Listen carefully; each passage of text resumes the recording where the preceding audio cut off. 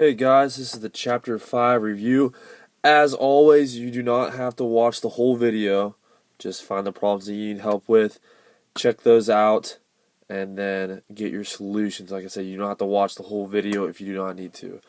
So let's get started. The first two problems, we have to simplify some algebraic fractions. The first one, we are multiplying two fractions. Remember, when we are multiplying two fractions, that we multiply straight across the top and straight across the bottom. So in the first one, I'm multiplying 39 over 2x squared times 7x to the power 3 over 13. So I have to multiply the 39 and the 7x cubed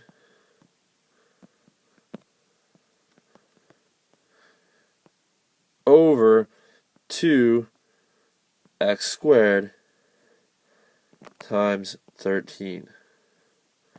Now to multiply these, we just got to multiply 39 times 7, which is 273. And remember that we can take x to the power 3 and rewrite it as x times x times x. And then on the bottom, we have 2 times 13, which will give us 26, and we can rewrite the x squared as x times x. Now let's go ahead and do a little simplifying. Since we have x's in the numerator and the denominator, I can cancel out some. So I can cancel out an x here and an x there because x divided by x is 1. And then I can do it again, and I'm left with just 1x. And then I need to reduce 273 over 26. That reduces to 21 over 2, and I'm left with an x in the numerator, so I have 21x over 2 as my solution. For number 2, we have p to the power 3 over 2 divided by p squared over q. Now here we are dividing two fractions. Remember, when we divide fractions, you multiply by the reciprocal. So I am going to take p cubed over 2, and I'm going to multiply it by the reciprocal of p squared over q. Well, the reciprocal of p squared over q is q over p squared. And now I do it just like we did number 1. Multiply right across the top. I'll get p cubed times q over 2p squared. I'm going to rewrite my p cubed as p times p times p, and then times q over 2p squared, or so p times p. Again, we have p's in the numerators and p's in the denominator, so I can cancel some out.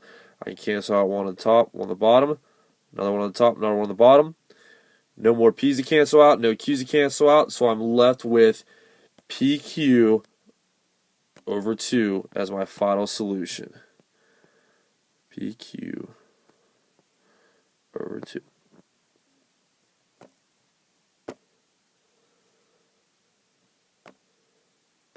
For number 4 and 5, we have to solve a couple proportions. Just remember, to solve proportions, you cross multiply. So I'm going to multiply 7 by 30. So I get 7 times 30, and it will be equal to 15 times x. So 15 times x, or 15x. Well, 7 times 30 is 210. So I have 210 equals 15x. Now we just have a simple equation to solve. I can solve this equation by dividing by 15 on both sides. And I get 14 is equal to x. In the next proportion, we have 2x minus 1 over 3 is equal to 4x plus 2 over 5. Again, I'm going to solve this by cross multiplying. So I'm going to multiply 2x minus 1 by 5. So that'll look like 5 times the quantity of 2x minus 1. And that'll be equal to 3 times 4x minus 2, or 4x plus 2 rather. So that'll look like 3 times the quantity of 4x plus 2. So we have to take care of a little bit of distributing. So I have to distribute the 5 to the 2x, giving me 10x, and 5 to the -1. So that is 5 times -1, which is -5. And that'll be equal to, again, the distributive property, 3 times 4x, which is 12x. Then 3 times 2, which is 6. So I get 10x minus 5 equals 12x plus 6. Here we have an equation with variables on both sides, so I get the variables on one side. I will do that by subtracting 10x from both sides. So I get all my variables on the right side. 10x on the left cancel out. I'm left with -5 equals 2x plus 6. Now this is just like a normal two-stepper. Subtract 6 from both sides. Then I get -11 is equal to 2x. Divide by 2 on both sides. And I get x equals -11 over 2. Now again, in both of these, if you want to make sure you're correct, you can substitute your values for x back into the proportions and see if you get the correct answer. Number 7, we have a word problem that says, Jonathan can run 3 miles in 20 minutes. Matthew can run 4 miles in 30 minutes. Who runs faster? We have to explain our answer using rates. So we need to write a rate for John and for Matt. So let's go ahead and start with John. Well, it says that John can run 3 miles in 20 minutes. So that'll look like this rate right here, 3 miles in 20 minutes. And if we write Matthew's rate, it'll look like 4 miles in 30 minutes because he runs 4 miles in 30 minutes. Now, as the way the rates are right now, we can't really tell who's running faster. So we have to get them into our unit rates. So that means we have to have a 1 in the denominator. So I need to take 3 over 20, punch it in my calculator, and see what 3 divided by 20 is. And when you do that, you'll get 0.15 miles per minute. So we can tell that John is running 0.15 miles per minute. Now let's go ahead and take a look at Matthew. Do the same thing. Take 4 over 30, put in your calculator, and you will get 0.13 miles per minute. So we need to see which one of these is faster. And we will do that by looking to see who runs more miles in 1 minute. Well, John runs 0.15 miles per minute. So since he runs 0.15 miles per minute, we know that he runs faster. So John is faster.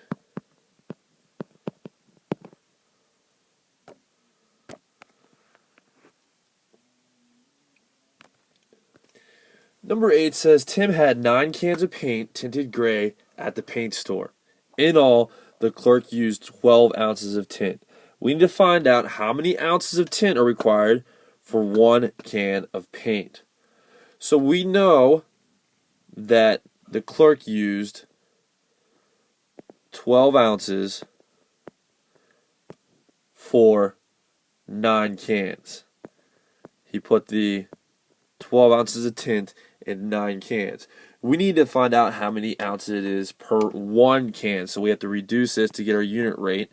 So put 12 over 9 into your calculator, and you will get 1.33 ounces per 1 can.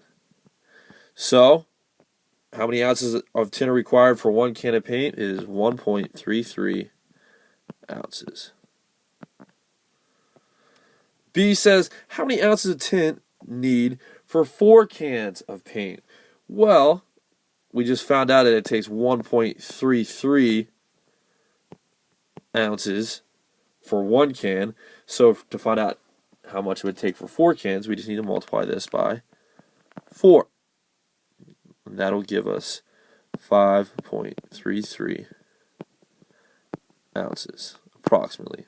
Now, if you wanted to leave these in fractions, which I would, but I know you guys like the decimals better, I would have left B as 4/3 ounces.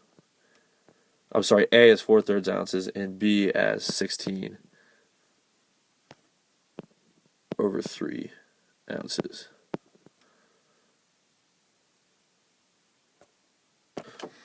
Number 9 says a speedboat is traveling at 50 miles per hour. What is the boat's speed in feet per hour? Well, we know that the boat is going 50 miles in 1 hour. And we need to convert this into feet per hour. So we need to take 50 miles per hour and put it into feet per hour. Well, we know that 1 mile is equal to 5,280 feet. So we will use this as a conversion rate.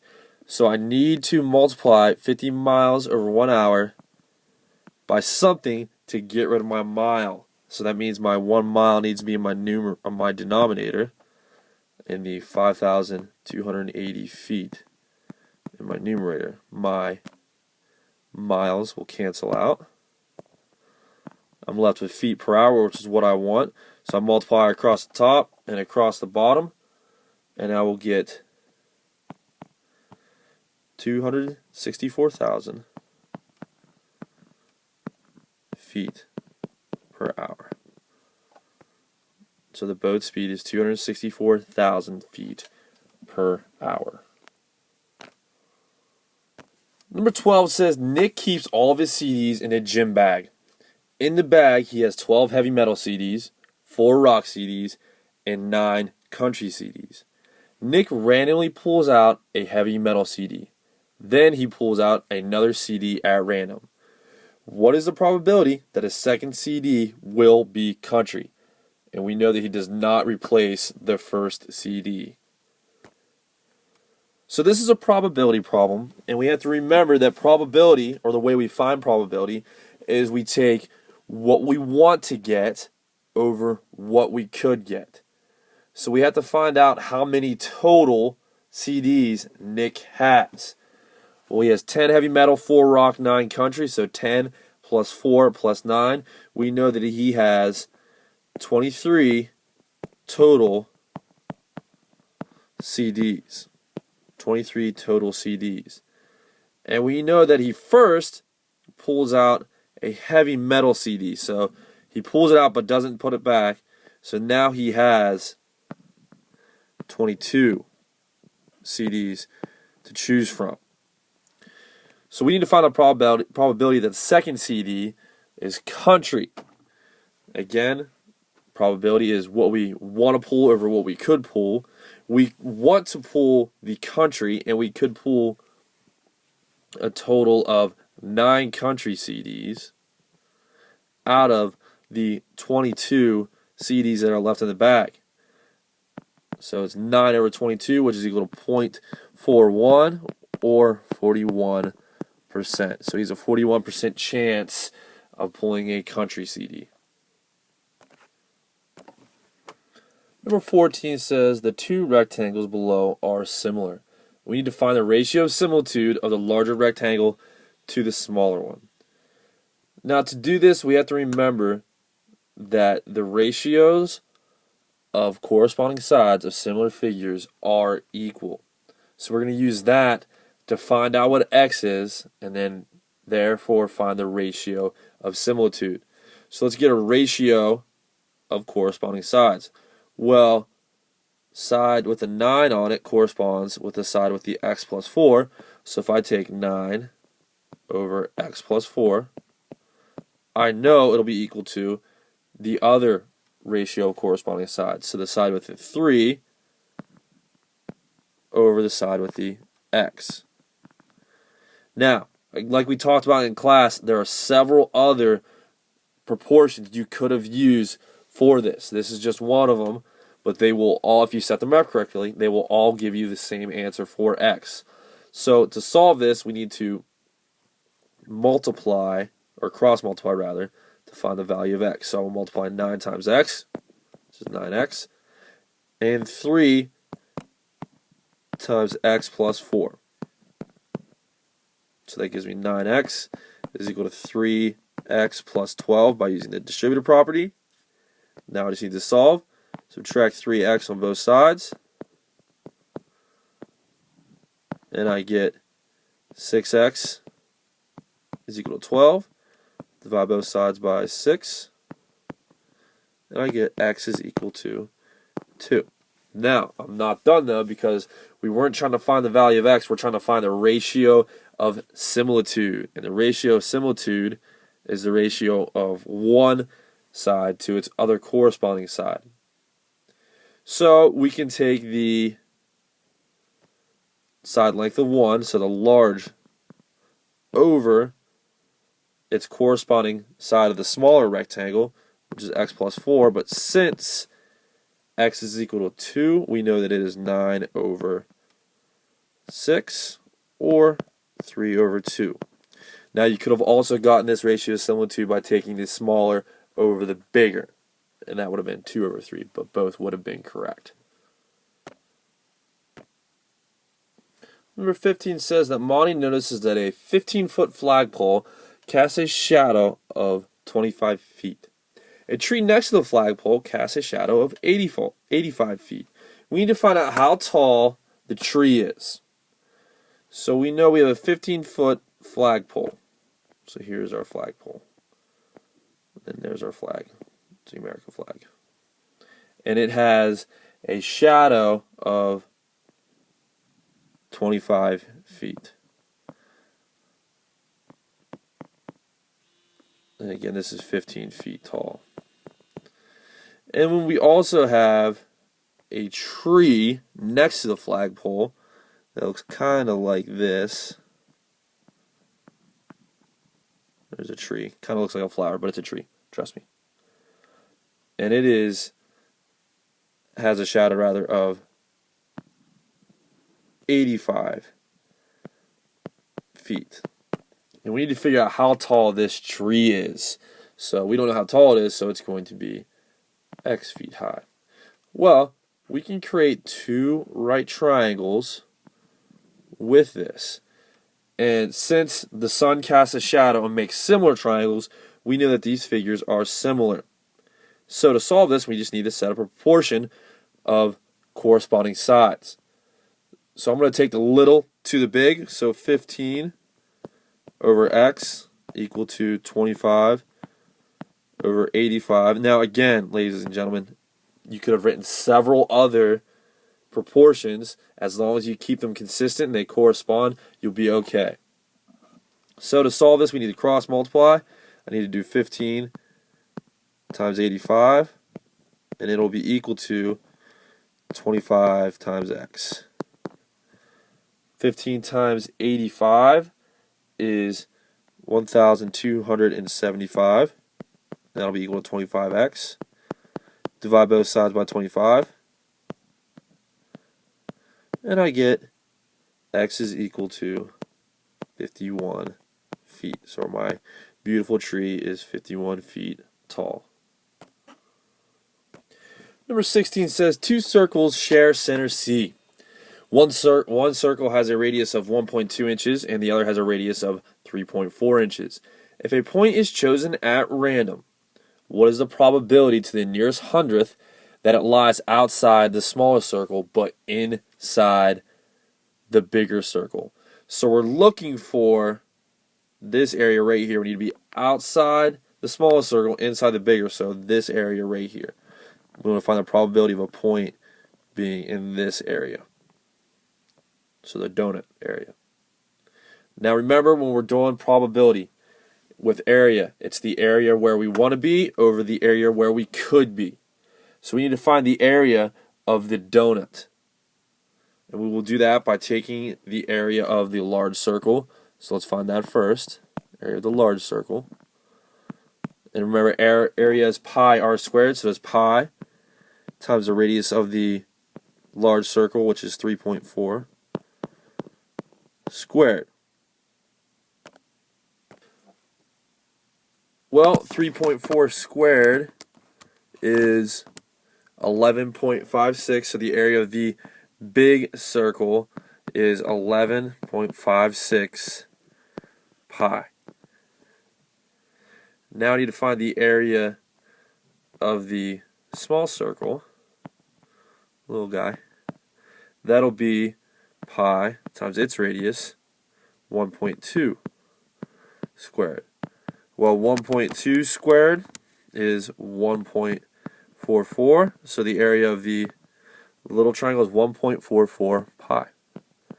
Now to find the area of the donut, I need to take the big circle and pull out the little circle. So to find this area, I'll take the area of the big circle, which was 11.56 pi, and take out the 1.44 pi, which is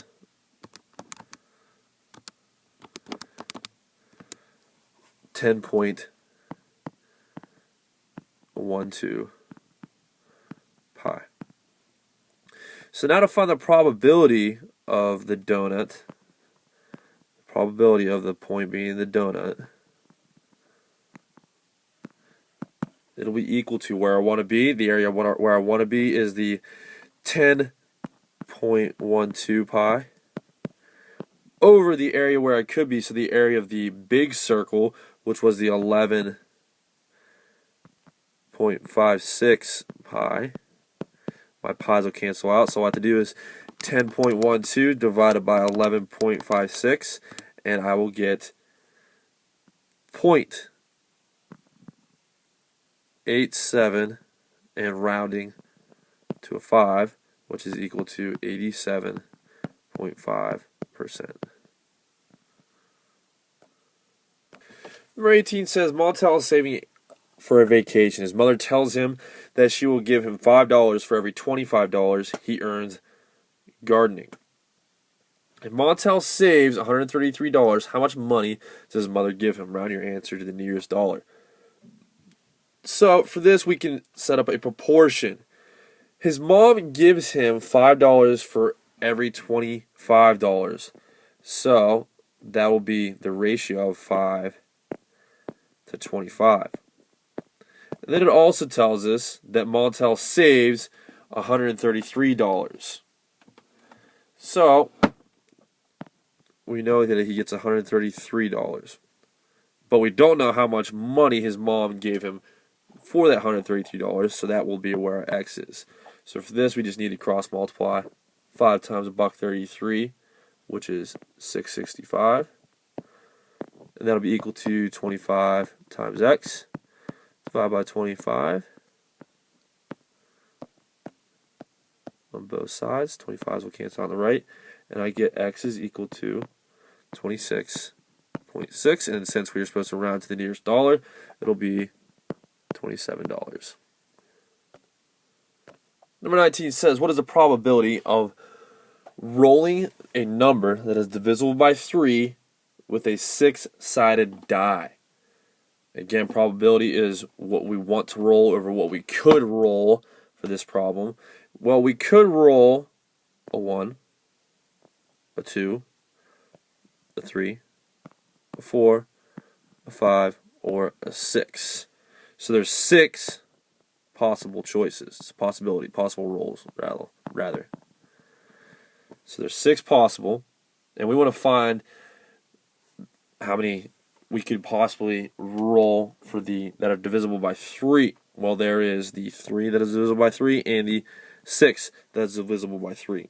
So my probability will be 2 out of the 6, which is 1/3 or 33%. Number 21 says Teddy was watching the fireworks at the park on the 4th of July. In 36 minutes, he counted 106 blue rockets. On average, how many blue rockets did Teddy spot every minute? So we need to set up the rate of rockets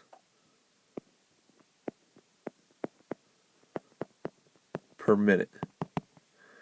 Well, we know that he saw 106 rockets in 36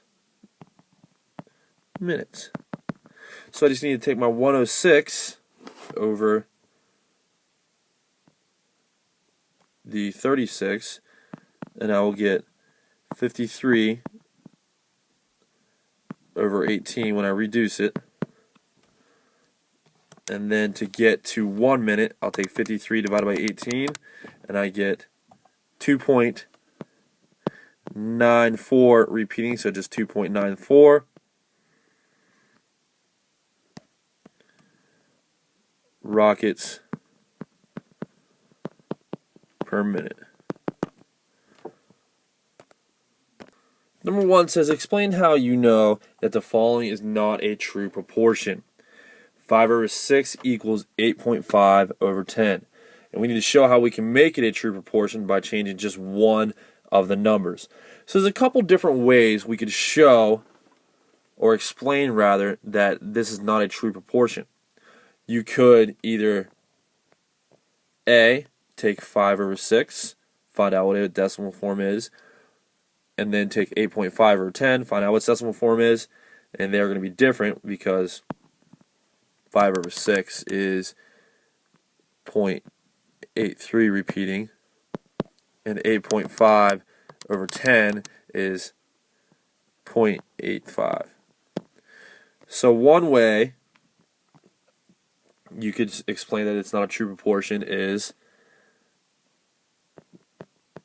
the decimal forms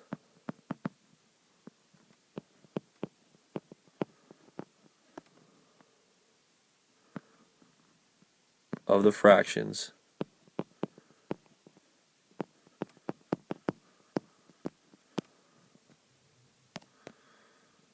so the decimal forms of the fractions aren't equal. So that is one way. Another way is that you could take the proportion and you could cross multiply. So you could take 5 times 10 and get 50. And you can take 8.5 times 6 and get 51. And to explain that, you would write rather, when you cross multiply, you get 50 is equal to 51, which is not a true statement. So to find out how we can make this a true proportion, and all we have to do to make it a true proportion is change one of the numbers. Does it matter which number we change? No, it doesn't, because we can change any of the numbers. But we do have to pick one of them. I'm going to pick the 8.5. You can change any of them. But we need to figure out which one we need to change it to, or what we need to change it to. Well, I have no idea what to change it to, so I'm just going to make it an x. So I will have the proportion 5 over 6 equals x over 10. Go ahead to solve this is cross multiply. I will get 50 equals 6x. Divide both sides by 6. And I get x equals 8.3 repeating. So if I take 5 over 6, it should be equal to 8.3 repeating over 10.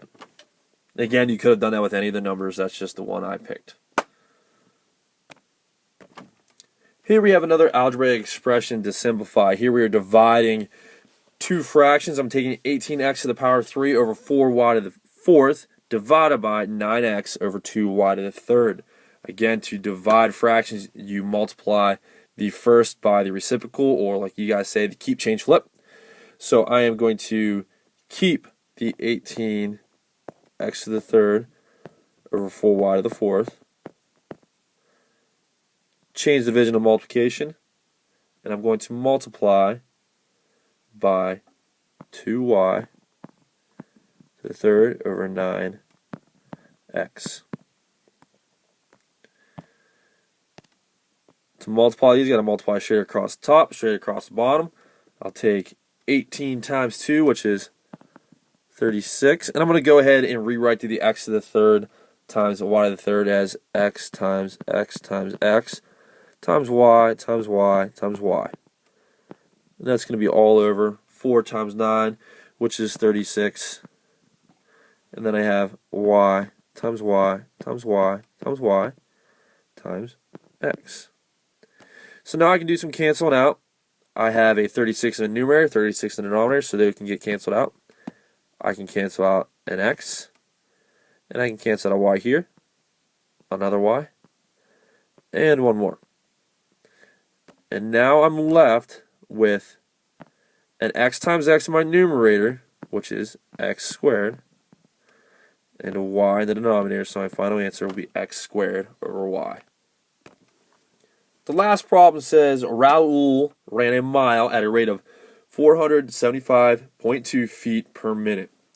Wilson ran a mile at a rate of 9,152 yards per hour.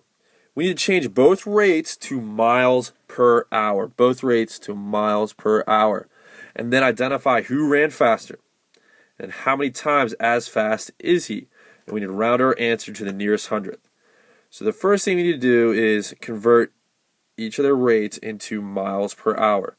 So let's take Raul first. Well, Raul ran 4.52 feet per minute. 475.2 feet per 1 minute. And we need to take it to miles per hour. Well, to get feet to miles, we already did this one before. I'm going to multiply by 1 mile over 5,280 feet. That allows me to cancel out my feet. And then to get minute to hour, I will multiply by 60 minutes per 1 hour. My minutes will cancel out. And I'm left with my miles per hour, so I can multiply across the top and across the bottom. And I will get 28,512 miles over 5,280 hours. So to get this to miles per hour, I just divide 28,512 over 5,280, and I get 5.4 miles per hour. So there's Raul. He ran 5.4 miles per hour. Let's go ahead and take a look at Wilson's rate. Wilson ran 9,152 yards in 1 hour. So we need to convert yards to miles. Well, we know that there are 1,760 yards in 1 mile, so I will multiply by 1 mile over 1,760 yards. My yards cancel out. I'm left with miles per hour, so I multiply across the top, across the bottom, and I get 9,152 miles over 1,760 hours. Reduce that, and I get 5.2 miles per hour. And I was looking to find out who's fast. Well, Raul ran the 5.4 miles per hour. Wilson ran 5.2 miles per hour, so I know that Raul is my faster guy.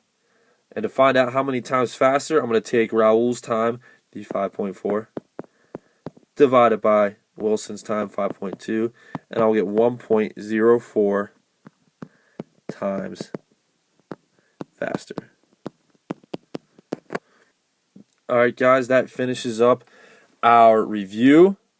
So go ahead, study hard guys, and you will do fine on your test. If you did well with this review, you will do great. Good luck tomorrow, and study hard.